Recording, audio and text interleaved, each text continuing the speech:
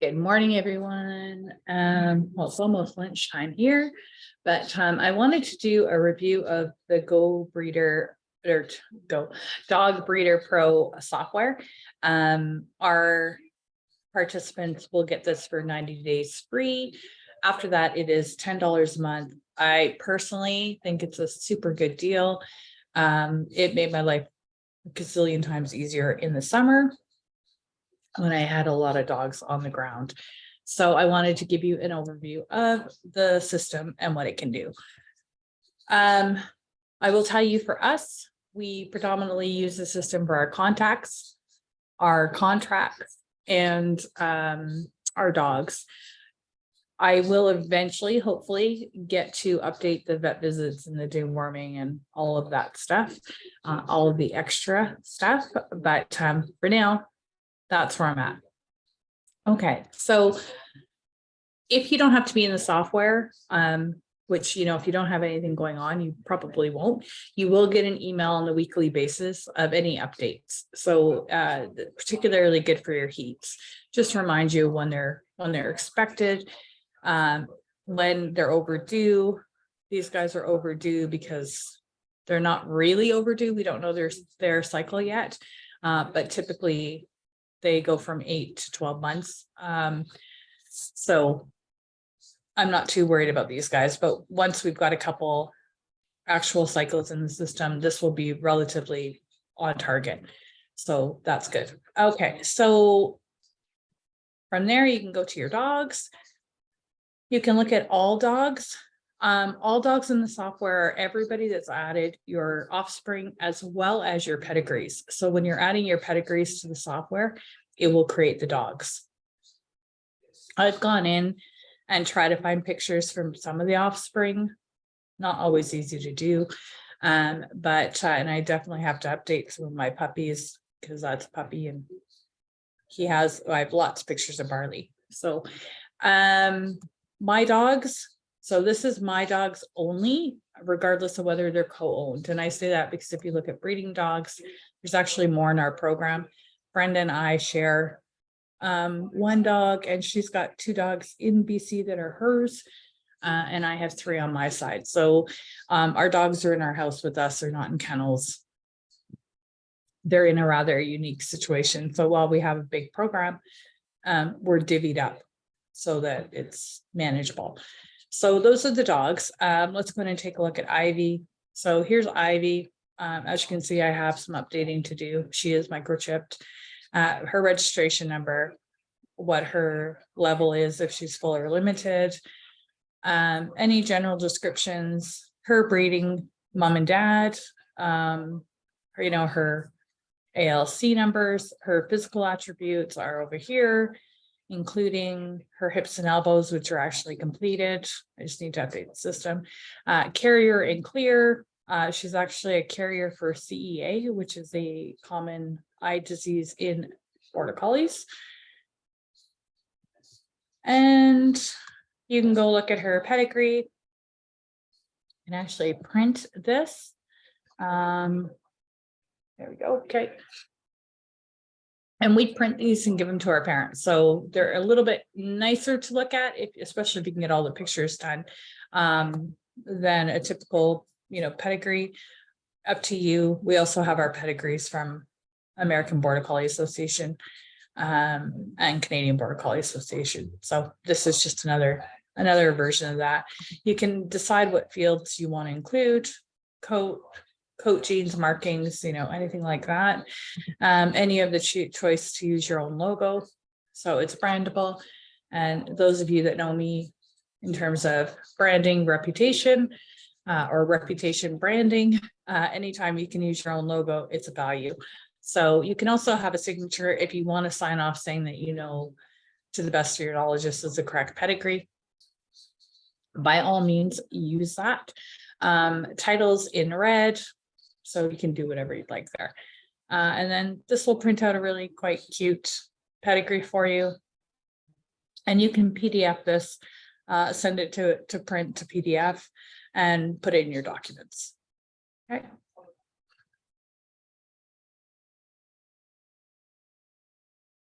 Ancestors, everybody that's related either by parentage or by pedigree.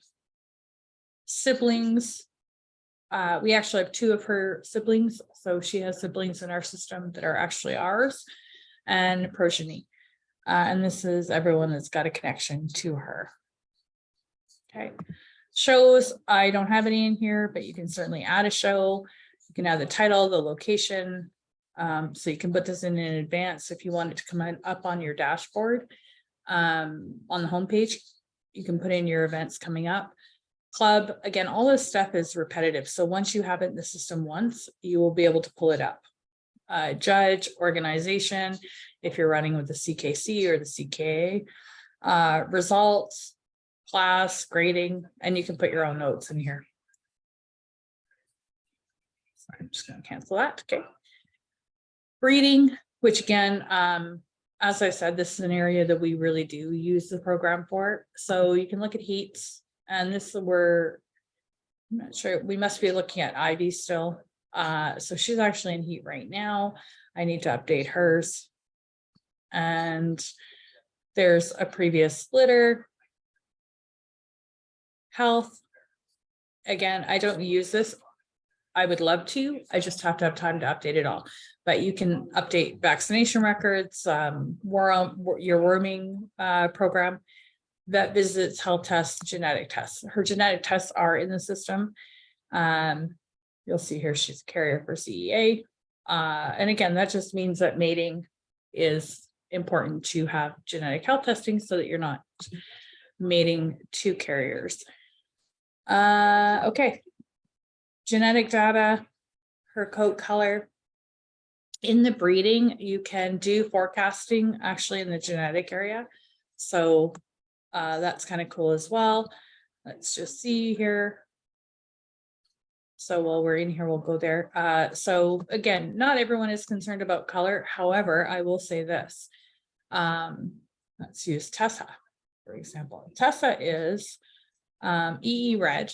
And EE red, if you don't know the gene, is a recessive red. It typically goes from very blonde, which Tessa is, to deep red, which is Piper or Lily or Lucy. The fundamental importance of knowing about EE red is that it hides everything else. So that means it hides Merle, it hides Sable, they can be ghost Sable, they can be whatever, but they can be cryptic Merle. And in her case, she is cryptic Merle.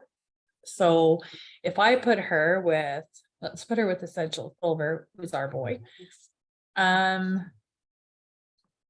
then scroll down and you can forecast. Okay, so here you go. So it is possible, depending on her length, and we'll do another class on genetics, but depending on her Merle length, it is possible that she will get Merle puppies. Not likely, because her mom, I think the length is a little bit too short, but we'll find out because we don't have any other Merles in our program, thankfully. So we don't have to worry about a double Merle situation. But if you're breeding, especially if you're just starting out and you don't understand the importance of color testing, and you're not breeding for color because that's not a positive trait. However, there's huge value, even if you're not, to make sure that your dogs are not cryptic, because I will show you another girl who's cryptic and you'd never know it. So that's the offspring. It'll give you an idea of what you can expect. And it has the Punnett squares. If you're a genetic geek like I am, that will make you happy that you can see that stuff. Okay, and then just so you know, I said so the light reds, EE red, can mask Merle, it can mask Sable, several things that it hides everything basically. But now we go over to Lizzie, and she again is a cryptic Merle, and you would not know that if we had not tested her. So just to reinforce the importance of knowing what you're breeding before you breed. And that comes down to color as well, because color coat traits can affect health. So there's that. Okay, so let's go back. We're gonna look at our dogs again. Let's go over to Lily and let's go into her breeding. Let's go to her litters. All right, I'm already there. So it was sired by Bandit in the spring, and they ended up with 4 puppies. Very large first puppy. So it was a difficult first arrival for my young mom. But you can pull up AKC reports, and again, we are ABCA and we are CBCA. But if you're AKC or CKC, then this is ideal for you. So there's all your parents' information. I'm not going to stay on this page too long because it's got private information.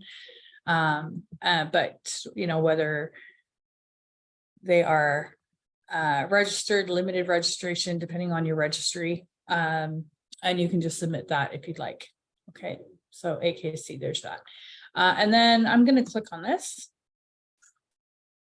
And it's just if you were actually in here with a live litter that you were whelping at that time, then you can use this here for all the information. So instead of having those sheets, which again, if you're more traditional and you want to have paper, I'm okay with that. I typically have one book that I write the date on the top, and then I put all my notes for whatever puppies I'm dealing with. Weights, if I'm weighing them early on in the whelping process. And then I come into my software and I put everything up. So puppy age, it gives you a calendar, which is kind of cool because you're quickly, you know, when they're going home, you know, when to plan their travel, departure. And then you can put individual documents for each pup. So their medical reports, their dog report, their pedigree, and those are already there for you. They're made. There you go. Okay. There we go. And they're already built out by the sire and the dam. So that's kind of cool. Just nice thing. Dog report, medical report. Not sure I have anything in here. No, I don't. Even though I could. But again, because of his genetic health and both his parents are clear, he'd be cleared by pedigree. So they do have that noted there. If I did update their vaccination records, that obviously would be in the report. You can put notes here. You can see weights. Oh, it looks like I lost my weights. You can go in and actually we'll show you a chart, which is kind of cool. I don't know, maybe I thought I added this litter, but anyway. Okay, so that's it. And then you can quickly at a glance see the owners and the name and who's going to where. So that kind of keeps your litters all organized. So for us, I said the biggest area I use is our waiting list. And I create waiting lists for each litter. And then on top of it, I have a general. So a general, sometimes parents, you know, life happens. And for example, we had somebody had surgery last year. They couldn't take their puppy right away. I'm just going to move it to that so that my parents' private information is not public. And, you know, things happen. So we'll pop them over to the general wait list because we just don't know when they're going to be placed with a puppy. Our deposits are non-refundable, but they are transferable to another litter. So the general wait list is used for that. Every pairing, I create a wait list. In our situation, we initially probably put about 5 people on each litter. And again, it depends on what they're looking for, what they've filled out in their application. Our selection process is a mutual one. So, you know, we're fine if somebody wants a red EE red dog. However, temperament always trumps color. So we place based on lifestyle. We based on personality of the puppy, on their temperament evaluations, on their personality evaluations. So that's how we, in particular, we do things. But every litter has a initial 5 parents or so. Once puppy's on the ground, I then come in and start to navigate that list. And it's really easy. Like you can move people up or down. I can click on them and I can move them to a different litter, right? So that then I can attach the puppy if I want, or when I'm ready to, obviously breed. And it's always going to be limited. We don't sell full registration, gender, coat color, and then the sires, who's coming in, right? Your payment status, if you've got a deposit paid. Sorry, I have to take a little sip here. If it's fully paid, occasionally every once in a while I'll have parents who'll be like, can I just pay off our puppy? So we'll do that. And you can have little notes here. So if there's kids in the family, if there's allergies, if there's other pets at home, and you can use this area in terms of, if they're flying or if the parents are coming to pick them up, or whatever notes you want to put in here. They're super cool because they will come up here, right? And then you have a do not sell list if you want. Puppies sold, you can have that too. We don't have that, but you can. The one thing I've asked these guys to do is I'd like to be able to archive these, because I really do like that my lists are parent lists, basically. The other way of looking at that, though, go to the heats, litters, and you can see here, right? So you can see the litters are broken out by each whelp, but there's that. Okay, so that's our wait list. They have a finance section. I don't particularly use it. We're lucky enough to have a bookkeeper who keeps things pretty organized for us. And so, but again, at one point, maybe I will update this. It would be nice to have everything all in one place. No question about that. The only thing I really want is the ability to share with our parents or potential, particularly with our two sires. I would love to be able to share their pedigrees, because I said, like if we look at Jack's, he's got all his documents are here. His pedigree, his health, his OPAs are actually in this document here. It's a full document. So, it would just be really nice to be able to share that. Anyway, I think that's it. We got through everything. Yeah. So I want to sip out of there. I don't like showing our parents' names and stuff. Health. I don't use this, but definitely probably valuable to add it all. And maybe I'll try and do that this spring and use the system. Contracts. So when you go to contacts, actually, let's go to the waiting list, because I had set up there. I had set us up for an example here. So I'm just going to click on my name, and that would bring up my contact information. If I own a dog, we do have a lot of people come back to us for second dogs, so very possible. If we have a guardianship in place, we only have one guardianship in our program right now, but contracts. So you click on contract, and you'll see that I've already created one, but let's just do it so that you guys all see it super easy. In my case, I've set up two. I have a deposit received and a puppy sales contract. They're both similar. The terms and conditions are the exact same. But I like to give everyone a receipt when they, right? So include kennel logo, additional notes if you have anything that you want to include here. Your parties, so breeder. Your party 2 is going to be us. I'm just an example, but you would just type in here and you'll see names just start to pop up. And you referred to as buyer. Include numbers, the dog. Again, I, for ease, made a upcoming selection puppy. And then I disclude this because we don't have any of that information yet. So, but this would be in a regular contract. And then your terms and conditions are down below. And you can edit whatever you'd like. You can add terms. This is a general contract. I will give you access to, I have a couple of them that you can edit and add or modify to your program. But it has all the basic areas, sections, talks about rehoming, non-breeding agreements, spay and neuter. The one thing I've added, so on these guys, I put them in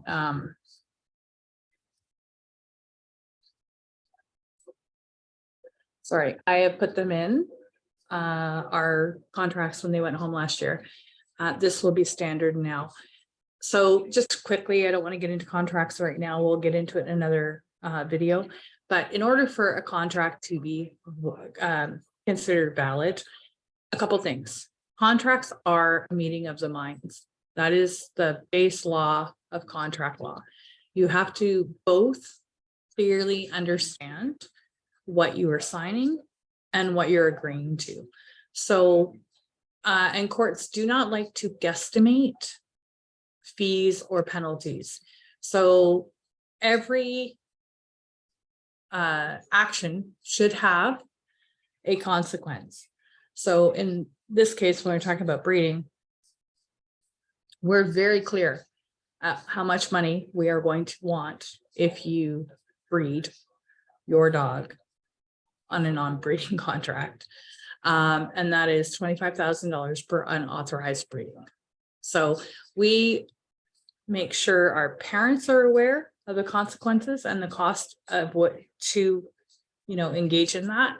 And we have also added, last summer, I added an initial area right below that so that we can prove to a court that they read that specific little area and they initialed it. And if you have, just a tip, guys, if you have dual ownership, you have husband and wife, you get them both to initial it. And I'll tell you why. One of our, I don't remember which one, I might have been on the contracts page that I'm on with Breeder'S.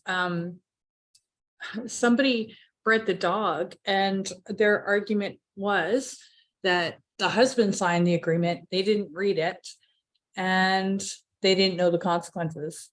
And the court couldn't really disagree because there was no proof that she had actually read the contract and signed it. Parents, roommates, common law, if there are two people on that contract, two people initial everywhere. Okay. Make it easy for the court to assist you, and they will assist you. There's been a lot of success in terms of upholding breeding agreements. So just make sure it's clear and precise, and that if it's a really important area like rehoming, like breeding, that you are actually getting them to initial that particular area and that they read in full that paragraph and they understand the consequences. Because for us, rehoming, if you rehome and it's never happened, but if we have to chase you down and we have to travel to go get that dog, we're going to bill you for everything. So just a little side note. There we go. So I've uploaded that. Sorry, close. So you can view it. Okay. And there's terms and conditions. And down below you will see the signature area. And you sign it and upload it again. They were talking about kind of like charging 25 cents or 50 cents per upload if you could actually send it to a client and get it signed and sent back. So maybe that's in the works still. I'm not sure. I do know this software is really great in terms of they're constantly working to improve it. And it's just a really nice software. So, and then documents. Again, there's an area, which I also love. There's an area everywhere for your documents here. The one thing we do add with our contacts, because they do fill out a detailed application on our website, I actually take that PDF and upload it to their contact. You could also technically save, your emails as documents if you're using Outlook or Gmail, and you can upload those if you wanted to upload your communication. I would think that would become more important if it was a guardian dog or a breeding dog and you have a relationship there. but you know, it's certainly an area, the more communication that you have, the better. And so there's a lot of room here for uploading documents and keeping stuff organized. But okay. That is the software. I will leave the link below. Ridiculously helpful to us in the summertime. I said our waiting lists and our deposits and tracking all of that stuff. It was invaluable because everything was already in the system. So when we get an application and once we approve it, then I put it in the waiting list and then everyone is there. And I just literally move it around as needed. And the entire process is kind of, once it's in the system, everything is there. It doesn't go anywhere. So yeah. Okay, I'm gonna wrap this up. If anyone has any questions about the software, please feel free to reach out. I said, if you're in the program or if you're joining the program or thinking of joining the program, I will be sending the guys over at Dog Breeder Pro a list of members every month, and they will extend they have a 30-day free trial, I believe, on their website. They will be extending it for us to 90 days. So super appreciative of that. I think it's a great software. I think it's super reasonably priced, and yeah, so I hope you enjoy it as much as I do.